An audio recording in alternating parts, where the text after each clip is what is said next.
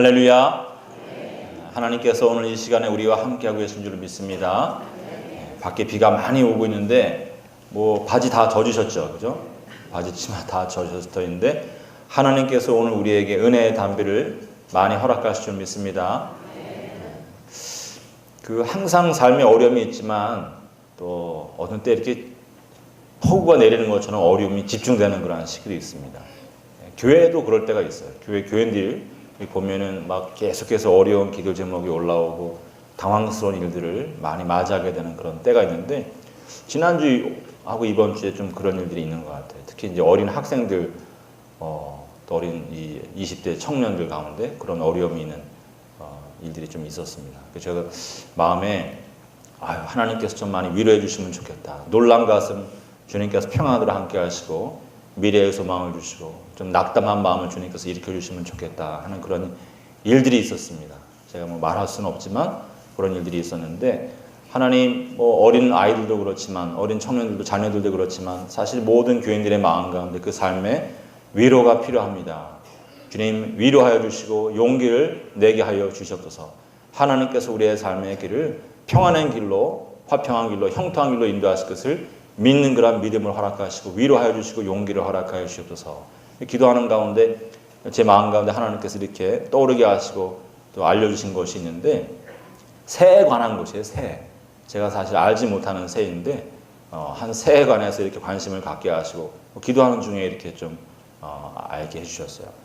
무슨 새냐면 알바트로스라고 하는 그런 새입니다. 우리 주변에서 흔하게 볼 수 있는 새는 아니고 이제 바닷가에서 우리나라에서 바닷가에 가면은 때가 되면 이제 볼 수 있는 그런 새인데 이 새는 종류가 여러 가지가 있는데 좀 작은 것은 날개를 피면 한 2m 되는 그런 것도 있고 큰 것은 한 4m 가까이 되는 굉장히 큰 것입니다. 독수리 같은 것도 2m 안 되거든요. 그래서 지구상에서 날개를 폈을 때 길이가 가장 긴 새가 알바트로스다 이렇게 이야기를 합니다. 근데 이 알바트로스는 별명이 뭐냐면 바보새예요. 바보새. 그래서 한번 사진에 이렇게 좀 잠깐 어떻게 생긴 새이냐면은 저렇게 생긴 새입니다. 작아 보이죠, 그죠? 작은 새인데 저 새가 한번 날개를 펴면은 큰 놈은 4m까지도 이렇게 날개가 펴지는 것입니다. 저 새는 왜 바보새라고 불리냐 하면은 날개가 4m나 되는데 이게 펴고 날기가 쉽지가 않은 거예요. 4m 되는 날개를 피고 가려고 그러면은 바람도 막 좀 많이 필요하고 그런데 이게 날개 피고 바람 타고 가는 거 쉽지가 않아가지고 날개 피고 가려고 막 뒤뚱뒤뚱 하다 보면은 사람이 와서 잡아가는 것입니다. 새인데 사람한테 잡히는 거예요. 그러니까 사람들이 보다가 야 저것도 새야? 사람한테 잡히는 게 새야 저게? 그러면서 바보새다 이렇게 이름을 지었는데 사실은 저 새가 지구상에 존재하는 모든 새 중에서 가장 높이까지 올라가고 가장 멀리 날아가는 그런 새입니다. 그래서 저 새에 관해서 잘 아시는 분들은 동양 사람들은 특별히 이제 어떻게 부르냐면은 신천옹이다 이렇게 불러요. 신천옹. 그 다음 사진을 보시면 좀 날개가 정말 굉장히 길죠, 그죠?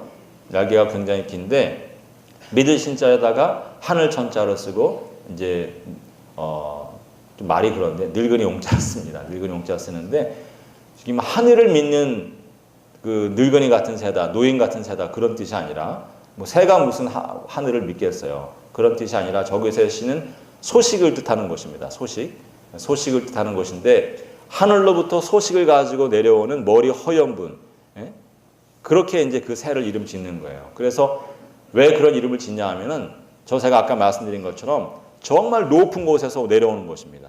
하늘에서 정말 하늘문을 열고 내려오는 것처럼 그렇게 높은 곳에서 까마득한 곳에서 내려오기 때문에 신천옹이다 이렇게 이름을 붙인 것인데 여러분 저 새는 평소에는 그 한번 날기 전에는 아까 말씀드린 것처럼 바보새라는 별명이 붙을 만큼 뒤뚱거리면서 걷는 것입니다. 왜 그러냐 하면은 이 새도 나르려고 하면은 새 이게 날개 폭이 좀 있어야 되고 또 이게 적당한 길이로 돼야지 바람을 타기가 쉬운 곳인데 저 새는 보는 것처럼 날개가 어마어마하게 긴 거예요. 어마어마하게 길고 좁습니다.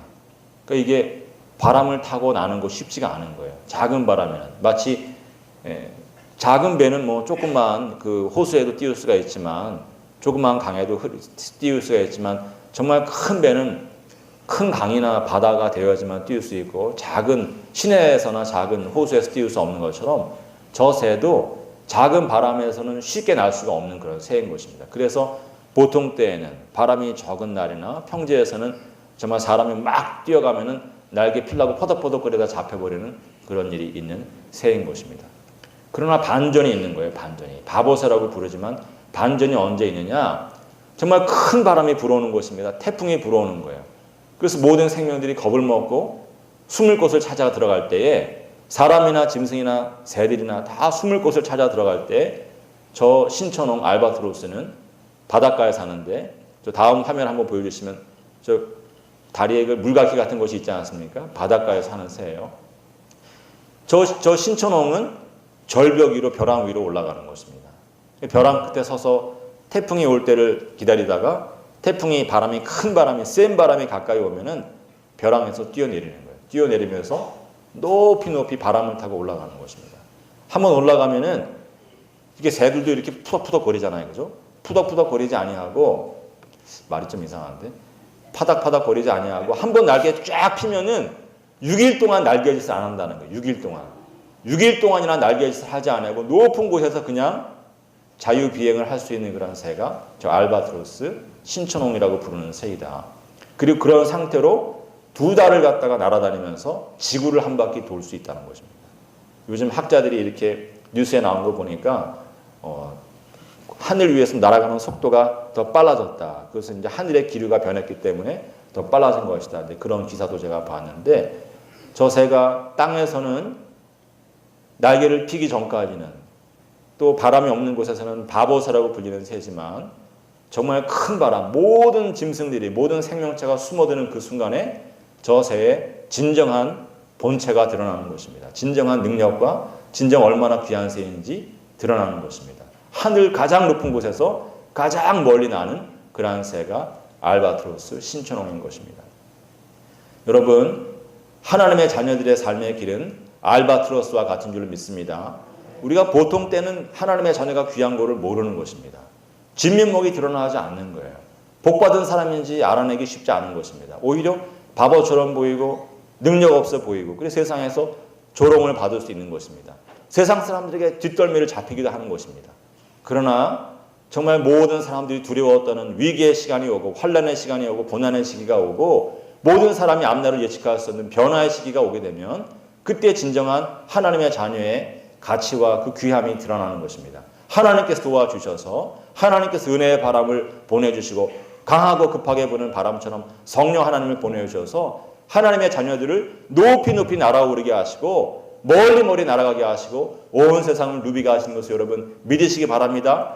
오늘 내 자녀가 내 마음에 좀 부족해 보일 수 있는 것입니다. 야, 너는 왜 그래? 뭔가 부족해 보이고 뭔가 조금 마음에 안 들 수 있지만 그러나 우리가 믿어야 되는 것입니다. 하나님께서 나에게 가장 귀한 아들, 딸 주신 줄을 믿습니다. 장차 이 아이가 알바트로스가 될 줄을 믿습니다.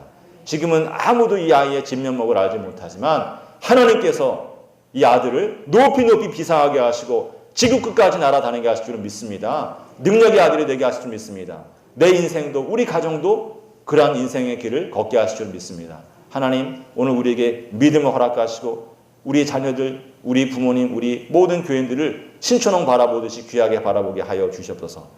오늘 진면목을 알지 못하는 세상에서 조롱받을지라도 반드시 좋은 날이 올 줄을 믿습니다. 여러분 그런 위로와 또 그런 용기를 가지시기를 주님의 이름으로 믿고 기대하고 축원합니다. 이 신천홍이 자기 힘으로 나는 것이 아닙니다. 자기 힘으로 그렇게 높이 올라가는 게 아니에요. 바람을 타고 올라가는 것입니다. 바람을 타고 올라가고 바람을 타고 지구를 한 바퀴 도는 것입니다. 날개 한번 펴고 날갯짓도 하지 않고 지구를 돌아다니는 것입니다. 여러분 믿음 생활도 마찬가지인 것입니다. 우리가 높이 올라가면 올라갈수록 그곳에 바람이 세게 부는 거예요. 지금은 내가 사람들에게 손가락질 받고 조롱당하고 멸시를 당하지만 나는 장차 높은 하늘을 날아다닐 것입니다. 그런 믿음을 가지시고 믿음으로 승리하는 우리 모든 교인들 되어지기를 주님의 이름으로 믿고 기대하고 축원합니다. 오늘 신명기 말씀을 이제 본문으로 택했는데 신명기 말씀 사실은 제가 지금까지 말씀드린 것과 비슷한 그런 내용을 이제 담고 있는 그런 본문입니다. 신명기는 기본적으로 모세의 설교 형식으로 되어 있어요. 가나안 땅, 약속의 땅에 들어가기 전에, 젖과 꿀이 흐르는 그 땅에 들어가기 전에 하나님께서 모세를 통하여서 오리엔테이션을 시켜주시는 것입니다. 그 땅에 들어가면 이렇게 살아라. 그렇게 말씀해 주시고, 오늘 특별히 오늘 말씀은 앞으로 너희가 장차 들어가게 될, 이제 곧 들어가게 될 그 땅이 어떠한 땅인지, 그 땅에 관한 오리엔테이션을 시켜주시는 그런 말씀인데, 모세가 제일 먼저 그 땅에 관해서 무슨 말을 하냐면, 너희가 앞으로 들어가게 되는 땅, 이제 곧 들어가게 될 땅은 너희가 오랫동안 머물며 살았던 애굽 땅과 같지 않다. 그런 이야기를 하십니다. 어떤 의미에서 애굽 땅과 같지 않은가? 구체적으로 그 다음에 곧바로 무슨 말을 하냐면, 애굽 땅에서는 파종한 후에 발로 물대기를 채소밭에 댐과 같이 하였는데 너희가 앞으로 들어가게 될 땅은 그런 땅이 아니다. 그런 이야기를 하는 것입니다. 사실 이게 무슨 말인지 학자들 간에도 해석이 분분해요. 그냥 듣고 있으면 그냥 쉬운 말 같은데 곰곰이 무슨 뜻인가 생각하면은 이게 참 아리송한 그런 말씀인 것입니다. 학자들 간의 의견이 분분한데 한 가지 분명한 것은 있어요. 몇 가지 분명한 것이 있는데 무엇이 분명하냐? 일단 파종하는 것을 이야기하지 않습니까? 농사 짓는 것과 관련해서 이야기하고 계시구나 하는 것을 알 수 있고, 또 발로 물대기를 채소밭에 댐과 같이 하였다. 그러니까 이미 있는 물을 활용하는 것에 관해서 이야기하고 계시구나. 농사 짓는 것과 관련되어 있고 이미 내 주변에 있는 그런 물을 활용하는 것과 관련돼서 이야기하고 계시구나. 기본적으로 농사 짓는 것에 관해서 이야기하는 내용이구나 하는 것을 우리가 알 수 있는데, 너희가 장차 들어가는 땅은 애국과 같지 않다고 하면서 그 다음에 무슨 이야기를 하시냐면, 너희가 들어가는 땅은 산과 골짜기가 있는 땅이다. 그런 이야기를 합니다. 앞에서 우리가 주목해서 보았던 그 이야기들을 밑바탕으로 해서 생각해 보면은 산과 골짜기가 있다는 뜻이 무슨 뜻이냐? 경작할 땅이 없다는 뜻이에요. 평야가 없다는 뜻입니다. 산과 골짜기 없다는 뜻은 경작할 땅이 넉넉지 않은 땅이다. 너희는 앞으로 산에다가 골짜기에다가 작물을 심어야 된다. 어렵게 농사 지어야 된다. 그런 이야기를 하고 있는 것을 우리가 알게 되는 것이고, 또 하나는 뭐냐? 비를 흡수하는 땅, 하늘에서 내리는 비를 흡수하는 땅이다. 그런 말을 하는데, 농사 짓는데 여러분 필요한 것이 물이잖아요. 그죠? 땅이 좋아야 되고 물이 넉넉하게 늘 가까이에 있어야지 농사 짓기가 쉬운 것인데, 비를 흡수하는 땅이다. 그런 이야기를 합니다. 비가 내리면은 이게 저수지를 이루든지 아니면 신냇물 졸졸졸 다 흐르고 모여서 강을 이루든지 그래야지, 저수지가 있든지 강이 있어야지 농사 짓는데 편한 것인데, 내리는 족족 땅이 흡수해버린다 하는 이야기를 하는 것입니다. 그래서 이것이 애굽 땅과 가나안 땅을 비교해서 이렇게 보면은, 애굽 땅은 나일강이 있지 않습니까? 나일강. 이미 비를 기다리는 땅이 아니에요. 그 땅은 비를 기다리는 땅이 아니라 이미 있는 나일강의 물을 사용해서 농사 짓는 땅이고, 또 나일강 주역으로 늘 주기적으로 범람하기 때문에 비옥한 평야가 있는 곳인데, 가나안 땅은 강도 없고 저수지도 없고 경작할 땅도 없는, 산에다가 골짜기에다가 작물을 심어야 되는 그런 땅이다. 그런 이야기를 하고 계신 것입니다. 이게 참 놀라운 이야기예요. 왜 그런가 하면은 우리가 가나안 땅은 약속의 땅이고 젖과 꿀이 흐르는 땅이기 때문에 애굽 땅보다 당연히 더 좋아야 될 것 같지 않습니까? 애굽 땅보다 모든 면에서 농사 짓는 데 있어서 유리해야 되고 좋아야 될 것 같은데, 하나님께서는 내가 너희에게 허락하는 약속의 땅, 축복의 땅, 젖과 꿀이 흐르는 땅은 사실은 농사 짓는 것과 관련해서 보면 너희가 거기에 관심이 많을 편인데 애굽보다 못한 땅이다. 애굽보다 형편없이 못한 땅이다 하는 그런 이야기를 하는 것입니다. 이 놀라운 거예요. 우리가 생각하고 기대하는 것과 전혀 반대의 이야기를 하나님께서 하시는 것입니다.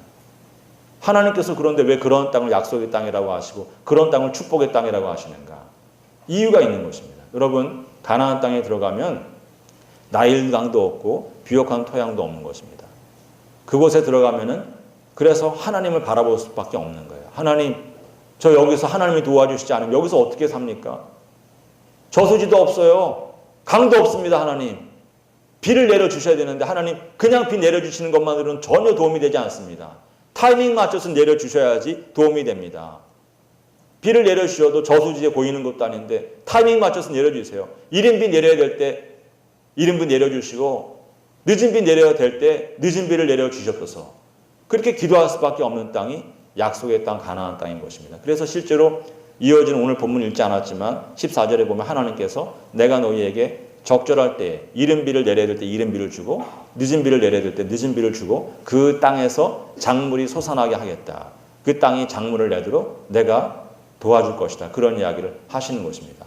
여러분, 가나안 땅은 하나님께서 도와주시지 아니하면 생산해낼 수 없는 땅인 것입니다. 하나님께서 도와주시지 아니하면 살아갈 수 없는 땅이 가나안 땅인 것입니다.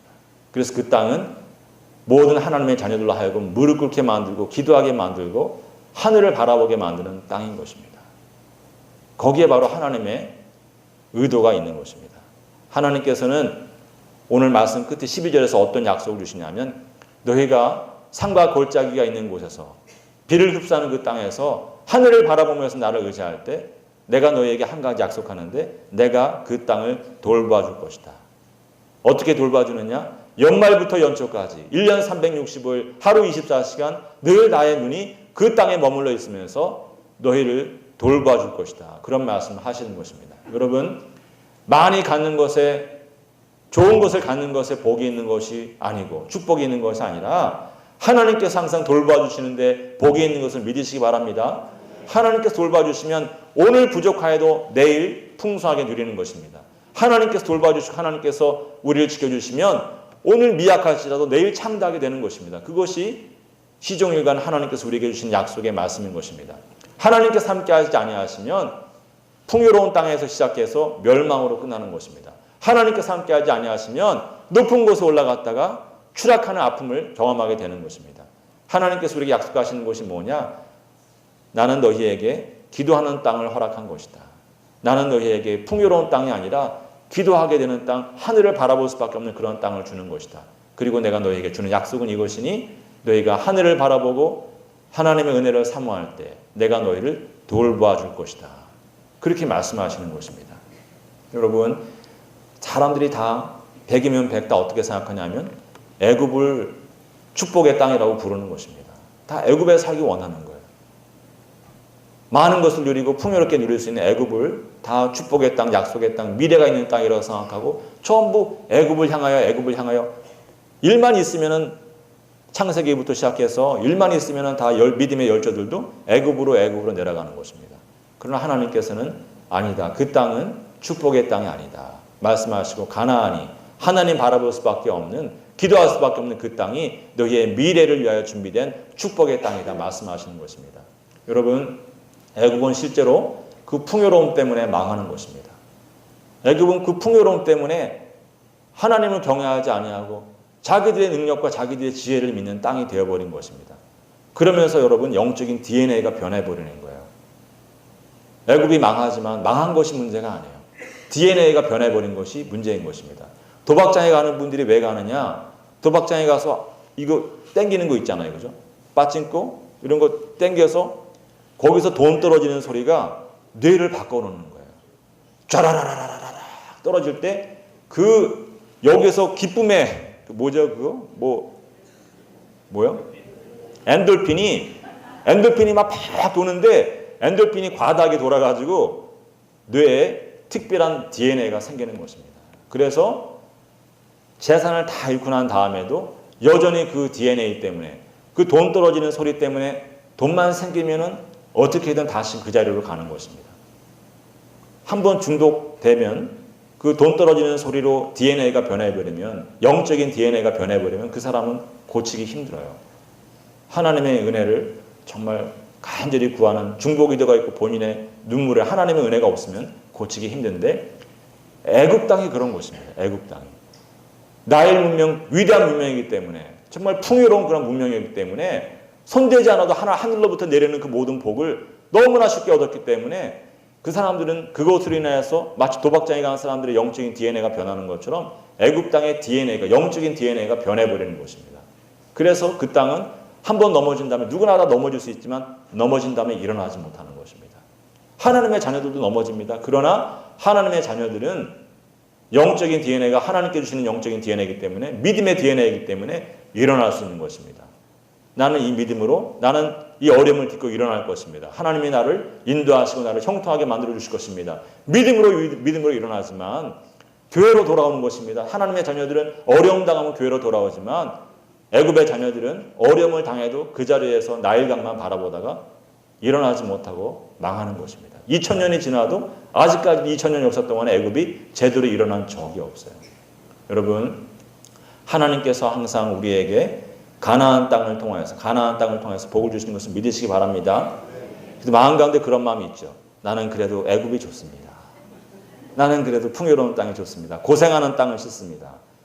여러분 그런 생각 마음으로 하실 필요 없어요. 왜냐하면 하나님께서도 실제로 우리에게 풍요로운 땅, 넉넉한 땅을 주시기 원하시는 것입니다. 하나님께서 우리에게 영원히 가나안 땅에 있으라고 하시는 게 아니에요. 가나안 땅에서 훈련받고 복을 누리라고 온 세계 누비고 다니면서 복을 누리라고 하시는 것이지 가나안 땅에 언젠가는 우리가 하나님 나라 가야 되는데 늘 고생만 하고 시험 가운데만 있으라고 말씀하시는 것이 아닌 것입니다. 하나님께서 분명하게 오늘 말씀을 통해 주시는 것은 뭐냐 하면은 영원히 거기에서 고생만 하다 죽도록 고생하다 하늘나라 오라는 그런 것이 아니라 정말 귀한 것을 누리고자 하는 마음이 있으면 훈련부터 받아야 되는 것이 아니냐 그런 것을 우리에게 말씀해 주시는 것입니다. 여러분 귀한 것을 훈련 없이 받을 수 없어요. 성장하지 아니하고 철들지 아니한 아이에게 좋은 것을 줄 수 없는 것입니다.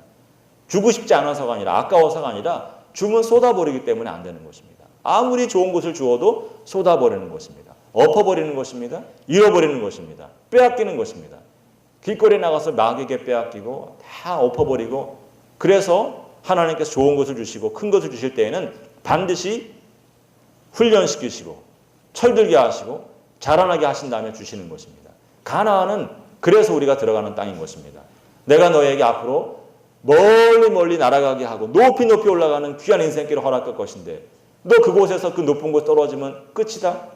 높은 곳에 올라가서 떨어지면 끝이야. 너로 하여금 떨어지지 않냐고 더 높이 올라가고 더 멀리 날아가도록 내가 너를 훈련시키는 것이다. 가나안에서 산이 있고 골짜기가 있는 곳에서 비가 내리는 족제 흡수되어서 저수지도 없고 강도 없는 곳에서 내가 너를 훈련시켜서 네가 그곳에서 하나님 바라보는 훈련을 성공적으로 잘 마치고 어떤 상황 가운데서 교만해지지 아니하고 어떤 가운데서도 영적으로 나태해지지 아니하고 항상 하나님 앞에 기쁨으로 감사함으로 나오는 그런 훈련이 성공적으로 패스하게 되면 너는 알바트로스처럼 신천홍처럼 높이 날아오르고 멀리 가고 추락하지 않는 그런 인생을 살게 될 것이다. 하나님께서 그래서 우리에게 가나안 땅을 들어가라고 말씀하시는 것입니다. 여러분 교회가 바로 가나안 땅인 것입니다.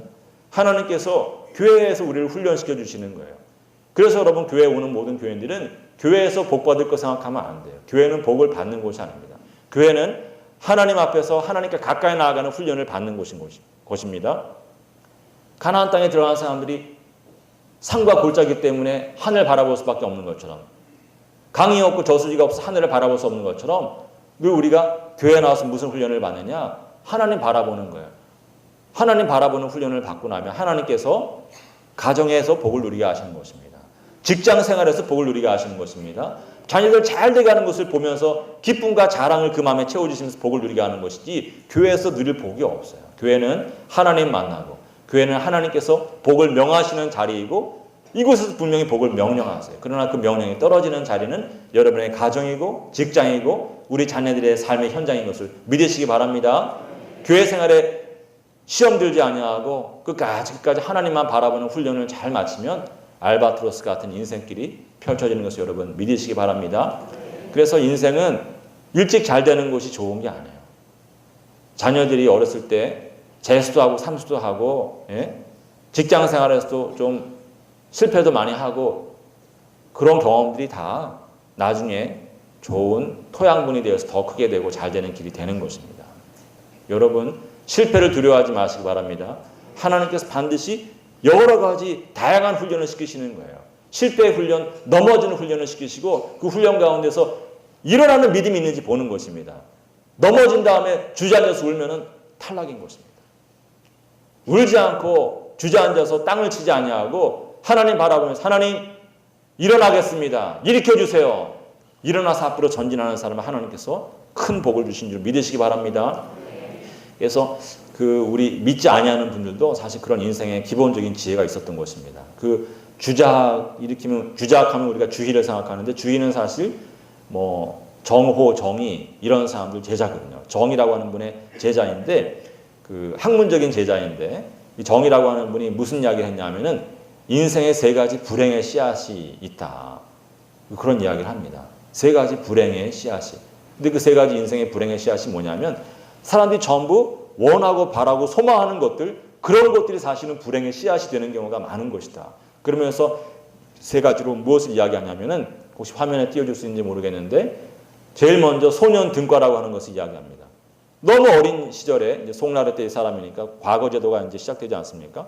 송나라 때 너무 어린 나이에 과거에 등장 그 급제에서 높은 벼슬길에 오르게 되면은 그것이 사실은 인생의 비극이 되는 것이다. 불행한 길에 씨앗이 되는 것이다. 왜 그런가 하면은 이유는 그런 거예요. 사람이 다 높이 되고 귀하게 되려고 하면은 거쳐야 되는 훈련들이 있는 것인데 훈련이라고 하는 것들이 여러분 다 그때 거쳐야 되는 훈련이 있어요. 10대에 거쳐야 되는 훈련, 20대, 30대 각각 그 삶의 자리에서 그 연령대에서 세월과 더불어 거쳐가야 되는 그런 훈련이 있는 것인데 건너뛰면 나중에 그것이 문제가 된다고 하는 것입니다. 10대 후반에 19살, 20살에 과거급제하는 것이 복이 아니라는 거예요. 복이 아니라고 하는 것입니다.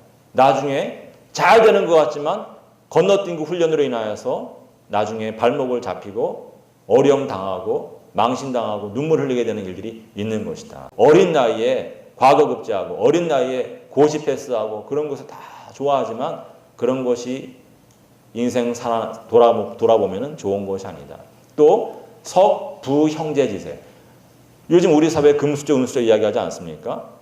아이들이 어린 청년들이 하도 사회가 너무 경쟁적이고 그러니까 무슨 생각하냐면 나는 안 돼. 우리 아버지 뭐 능력 없어. 우리 어머니 능력 없어. 우리 집 뭐 23평 아파트에서 무슨 좋은 일을 기대할 수 있겠어. 12평에서 무슨 좋은 일을 기대할 수 있겠어. 우리 아버지하고 우리 어머니가 12평, 13평짜리 인생인데 우리 집안에 내 인생에 무슨 좋은 일이 있을 수 있겠어. 그런 이야기 하는 아이들이 있는 것입니다. 근데 옛날에 벌써 1000년 전에 정이라고 하는 분이 뭐라고 얘기했냐면 야 부모가 능력 있고 돈 많은 게 복이 아니야. 복이 아니야.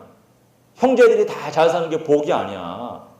사람이 다 좋은 것을 받으려고 하면은 많은 훈련을 받아야지 좋은 것을 얻고 귀한 것을 얻는 것인데 부잣집에 태어나가지고 훈련받는 게 쉽냐? 예? 먹고 누리려고만 하지 훈련받는 게 쉽냐? 교만해지기 쉽지 겸손해질 수 있냐? 부잣집에 태어나고 능력 있는 금수저 그 집안에서 태어나는 것이 복이 아니다. 잠시 잠깐은 잘 되는 것 같지만 나중에 돌아보면은 그것이 다 발목을 잡고 불행의 씨앗이 되는 것이다. 여러분 정말 그런 거예요. 부모 덕으로 그냥 그냥 널널하게 긴장하지 않고 살다가 나중에 어려운 일이 찾아오면 사람들이 손가락질합니다. 너 인마 나중에 그렇게 될 줄 알았어. 인생이 그렇게 낙낙한 게 아니야. 만만한 게 아니야. 너 부모 덕 보고 살다가 잘 됐다 이놈아. 다 조롱하는 것입니다. 마음에 자기가 늘 밥 사주고 밥 사줄 때 와서 낼름낼름 잘 받아먹는 놈들이 나중에 자기 안 되면은 너 인마 그런 날 올 줄 알았어. 그리고 다 조롱하는 것입니다. 슬픔이 불행이 정말 시작되는 거예요. 그래서 옛날 분들이 전부 야 금수저 그런 게 좋은 게 아니야. 하나님 의지하는 것으로 잘 되는 것이지 부모 덕으로 잘 되는 게 아니야. 가르쳐주는 것입니다. 우리 젊은이들이 늘 알아야 돼요. 우리 어린 자녀들 나는 하나님 덕으로 잘 되지 부모님 덕으로 잘 되는 것이 아닙니다. 내가 잘 돼서 우리 부모님에게 효도하겠습니다. 그런 마음을 가져야지 우리 집에는 비전이 없어. 아버지 엄마 때문에 내 앞길이 막혔어. 그러면 하나님께서 버리시는 것입니다. 그런 마음을 가지면은 하나님께 버림을 받고 하나님 나를 잘 되게 해주셔서 우리 아버지 어머니에게 효도하는 길을 열어주세요. 하나님이 나를 잘 되게 할 수 믿습니다. 그렇게 기도하고 그렇게 하나님께 가까이 나아가면 하나님께서 땅에서 잘 되고 장수하게 하는 복을 주시는 것을 믿으시기 바랍니다. 또 저기 보면은 유고제 능문장. 재주가 많은 거예요. 재주가 너무 많고 옛날에는 문장이고 능력인데 능력이 많은 것입니다. 그런데 재주가 많고 능력 많은 것이 복이 아니라는 거예요. 우리가 다 IQ 한 160 되면 좋을 것 같죠. 그죠? IQ 160쯤 되면 공부 안 합니다. 제 친구들 중에 그런 애 있는 거예요. 고등학교 때 IQ 150이 되는데 늘 와가지고 공부 안 하는 거예요. IQ 104인 제 앞에 자랑하고 뭘 그리 두 번 세 번 보냐 그러면서 자랑하고 야 쉬어 야 시험이 야 쉬어 그리고 너나 쉬어라. 나는 머리가 104라서 나는 공부한다. 여러분 머리 좋고 재주가 많아가지고 잘 되는 게 아니에요. 머리가 좋고 재주가 많아서 잘 되는 것이 아니라 오히려 너무 머리가 좋고 재주가 많으니까 여기 찔끔 저기 찔끔 계속 재주 자랑하다가 인생길이 망하는 것입니다. 재주 많은 사람이 끊임없이 훈련하는 게 쉽지 않아요. 마이크 타이슨이 여러분 천재적인 권투 선수였습니다. 천재적인 권투 선수였는데 너무 재능이 많고 능력이 탁월하다 보니까 어느 정도 정점에 이르니까 다 만만해 보이는 거예요. 나는 누가 와도 한 방에 그냥 눕힐 수 있어. 아무리 나한테 주먹질해봐 내가 맞나. 정말 그 사람은 안 맞고 복싱을 해요. 안 맞고 그냥 요리조리 피하면서 한 대 톡 치면 넘어지는 거예요. 너무 재주가 많고 능력이 많으니까 나중에 훈련을 안 합니다. 훈련 안 하다가 예상치 못한 뚱뚱한 선수에게 맞고서 인생길이 쫙 하락하는 것을 우리가 보게 되는 것입니다. 여러분, 잘 되기 원하시면 훈련 받으시기 바랍니다. 특별히 믿음의 훈련 받으시기 바랍니다. 하나님께서 그래서 우리를 교회로 불러주신 것입니다. 믿음의 훈련을 거쳐야지만 하나님께서 돌봐주시고 만 가지 복을, 흔들리지 않은 복을 허락하신 것을 믿으시기 바랍니다. 하나님께서 우리에게 약속하시는 것이 있어요. 너희가 내 말을 순종하고 이 믿음의 훈련을 잘 패스하면은 내가 너희에게 이른 비와 늦은 비를 적절할 때, 너희에게 필요할 때 내려주리라 말씀하시면서 우리에게 약속하시는 것입니다. 근데 제가 요즘에 참 묵상하는 내용이 있는데, 여러분, 하나님께 주시는 복은 이른 비 늦은 비만이 아니에요. 사실은 비가 오는 날보다 비 오는 날들이 더 많지 않습니까? 그럼 비 오지 않는 날은 복이 없는 날인가? 하나님의 나를 돌보시지 아니하는 날인가? 그렇지 않은 것입니다. 오늘 신명기 11장 읽고 있는데, 신명기 33장에 보면은 모세가 12지파들을 축복하는 내용이 나오는데, 거기에 신명기 33장에 보면은 요셉을 축복하면서 무슨 말씀을 하시냐면, 요셉에게는 하늘의 보물인 이슬을 주겠다, 그런 말씀을 하십니다. 이슬을 하늘의 보배라고 말씀하시면서 내가 요셉에게는 이슬을 주겠다, 그런 말씀을 하세요. 이게 무슨 말인가? 이슬이, 하늘에서 내리는 이슬이 보배인가? 근데 그 말을 마음에 담고 나중에 성경에 기록하는 분이 있어요. 호세아 선지자가 나중에 호세아 14장 5절에 보면은 하나님께서 이스라엘 백성들에 임하실 때 이슬과도 같이 임하신다. 이슬과도 같이 임하셔서 이스라엘 백성들로 하여금 백합꽃이 피어나듯이 피어나게 하시고, 레바논의 백향목 나무가 뿌리를 깊이 내리고 거목이 되는 것처럼 이스라엘 백성들로 하여금 믿음의 뿌리 깊이 내리고 거목이 되게 하신다 하는 그런 이야기를 하는 것입니다. 정말 이슬이 보배다 하는 그런 이야기를 호세아 선지자가 그 모세의 말을 받아서 우리에게 전해주는 것입니다. 여러분, 사람들은 전부 막 쏟아지는 비를 구하는 것입니다. 복이 쏟아지는 것을 구하는 거예요.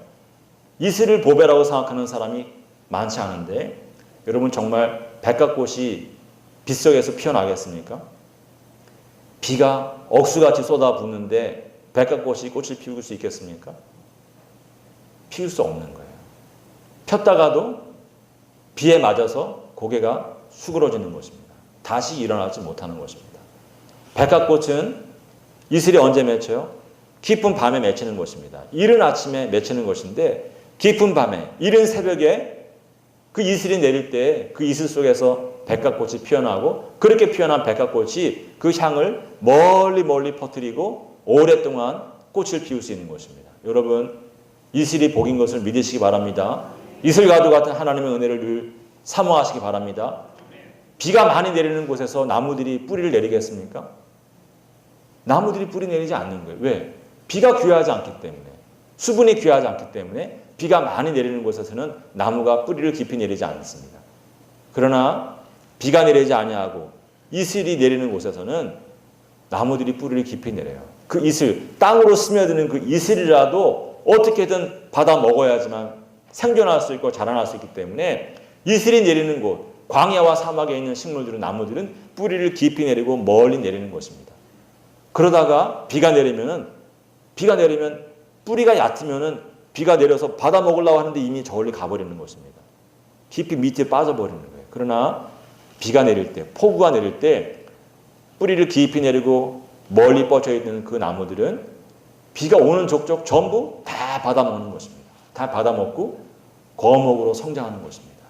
준비되어 있는 자만이, 믿음의 뿌리를 깊이 내린 자만이 하나님께서 은혜를 주실 때 그 모든 은혜를 하나하나 다 잡아서 거목으로 성장하는 것을 우리가 깨달아야만 되는 것입니다. 여러분, 하나님은 우리에게 이른 비 늦은 비로도 복을 주시지만 사실은 우리를 거목이 되게 하시고 우리를 향기나는 꽃을 피우게 하는 그런 참된 하나님의 은혜는 이슬과도 같이 내리시는 그 은혜에 있는 것을, 복에 있는 것을 여러분 믿으시기 바랍니다. 아무것도 아닌 것 같지만 여러분이 오늘 교회에 나올 수 있도록 사건 사고 만나지 아니하고 건강하게 나올 수 있는 그것이 바로 이슬과도 같은 은혜인 것입니다. 아무것도 아닌 것 같지만 말썽 피우지 아니하고 부모님 말 잘 듣는 그런 자녀가 이슬과도 같은 너무나도 귀하고 나중에 그것이 나에게 큰 기쁨과 감사의 조건이 되는 그러한 고백이 되는 복인 것을 여러분 믿으시기 바랍니다. 돌아보면은 이슬과도 같이 하나님께서 무한하게 너무나 작아서 눈에 보이지 않지만 사실은 작아서 작은 것이 아니라 내가 믿음이 없고 감사하는 마음이 없어 안 보이는 것이지 실제로는 너무나도 깨끗하고 너무나도 귀한 복이 우리의 삶 가운데 이슬과도 같이 많이 퍼져 있는 것입니다. 그것을 기쁨으로 하나님 건강을 주셔서 감사합니다. 하나님 직장 주셔서 감사합니다. 하나님 딸 주셔서 감사하고 아들 주셔서 감사하고 귀한 아내 귀한 남편 주셔서 감사하고 하나님 오늘 교회 나올 수 있는 건강 주심을 감사드리고 만 가지 감사의 고백을 입술에 이슬처럼 머금고 살아가면 하나님께서 그런 사람을 거목으로 만들어 주시는 것입니다. 나중에 알바트로스처럼 높은 곳에 올라가서 한없이 온 지구를 항해하는 활공하는 그런 귀한 인생길을 허락하신 것을 여러분 믿으시기 바랍니다. 입술에 감사를 채우시고 믿음을 채우시고 기쁨의 고백을 채우시고 그 모든 이슬과도 같은 은혜를 고백하며 살아가면 반드시 형통한 길이 열리는 것입니다. 오늘 우리의 자녀들의 삶 가운데 하나님께서 이 말씀들을 통하여서 깨달음이 있게 하시고 하나님 오늘 나에게 닥친 이 모든 고난을 통해서 내가 더 높이 날게 될 줄을 믿습니다.